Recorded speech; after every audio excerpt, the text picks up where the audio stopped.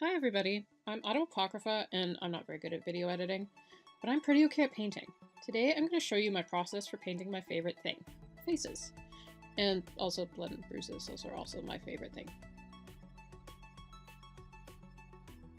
This first bit is a very quick look at my sketch and line art layers, followed by me setting up my base for the actual painting. I use the skin tone as a base color. With pale characters, it's the lightest shade I'm planning on using, and with darker skin characters, it's more of a mid-tone.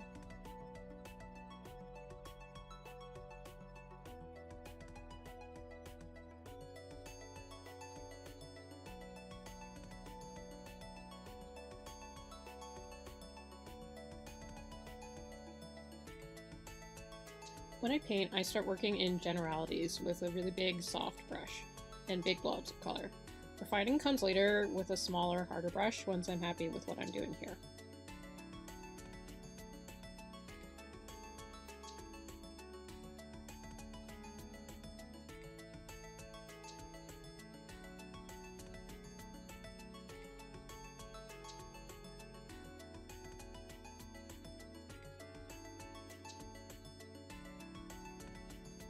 You can see my references briefly. I probably should have had them in the frame for you to see along with my swatches. I also had a Netflix window open on that side of the screen and I thought it would be distracting. And also copyright claims.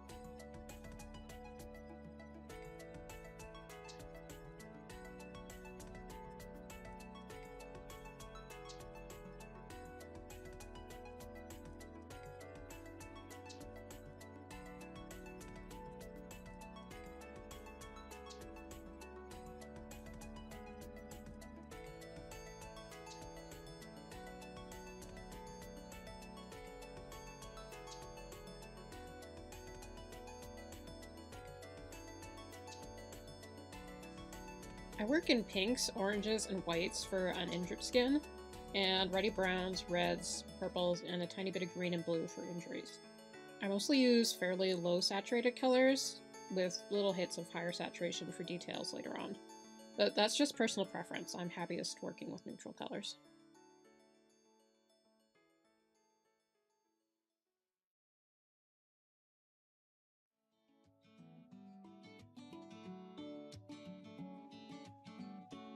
On color mixing, I work from my swatches palette a lot. Every time I make a color I like, I save it into there so I can use it for other pieces later on, with things like 90% custom colors at this point. And I also eyedrop colors straight from the workspace as they blend. It's a bit more organic than trying to do it from the color picker thing all the time, although sometimes that's the best way to do it.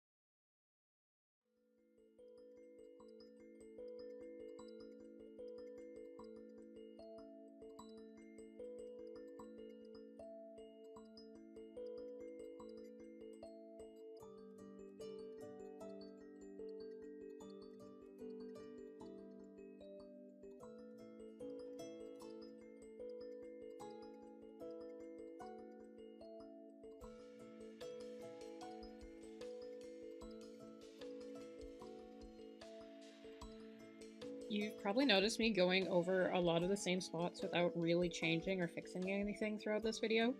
That's kind of a bad habit to get into, getting like hung up on little small spaces like that. You need to be confident in your mark making with painting, and that really doesn't help.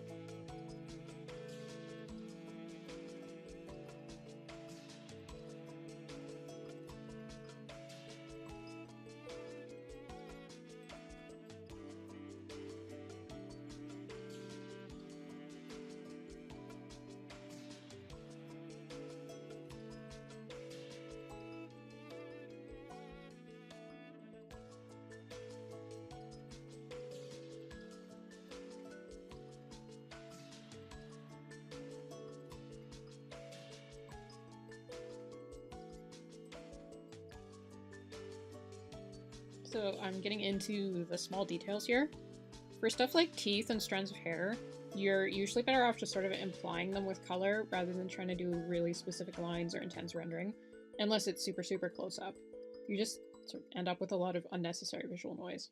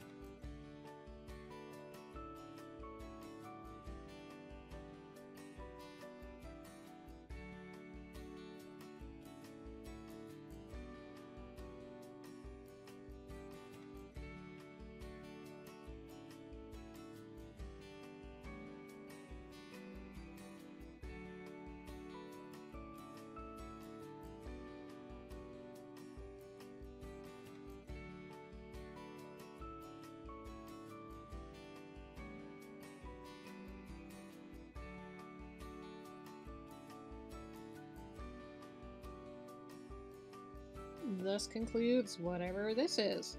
I'll be doing more of these in the future, I hope, on different parts of the art process.